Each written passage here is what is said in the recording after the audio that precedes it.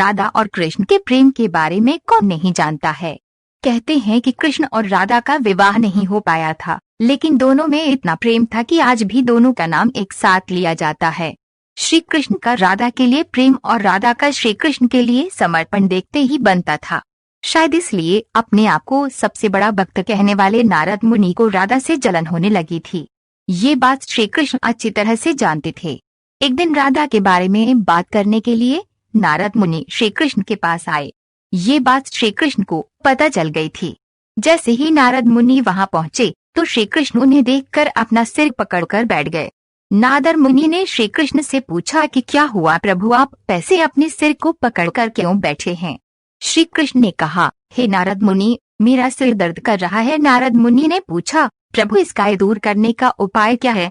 तब श्री कृष्ण ने कहा, अगर मैं अपने सबसे बड़े भक्त का चरणामृत पी लूं तो इसे दूर किया जा सकता है। तब नारद मुनि सोचने लगे कि सबसे बड़ा भक्त तो मैं हूँ, लेकिन अगर मैं अपना चरणामृत दूंगा तो मुझे नरक जाने जितना पाप लगेगा। मैं प्रभु को अपना चरणामृत नहीं दे सकता। कुछ देर सोचने के बाद उनके मन में राधा का विचार आया और वे सोचने लगे कि लोग राधा को भी तो श्री कृष्ण का सबसे बड़ा भक्त मानते हैं, इसलिए क्यों न उनके पास जाकर पूछा जाए। ऐसा सोचकर वह राधा के पास गए और उन्हें सारी बात बता दी। राधा ने जैसे ही सुना, एक बर्तन में अपने पैर धोकर चरणामृत नारद मुनि को देते हुए कहा, हे मुनिराज, मुझे नहीं पता कि मैं उनकी कितनी बड़ी भक्ति हूँ, लेकिन मुझे ये पता है कि श्री कृष्ण को अपना चरणामृत देने से मुझे नरक में जाने जितना पाप लगेगा और मुझे नरक जितनी यातना सहन करनी पड़ेगी। मुनिवर, वह सब मैं सहन कर सकती हूँ, लेकिन अपने स्वामी को पीड़ा में नहीं देख सकती।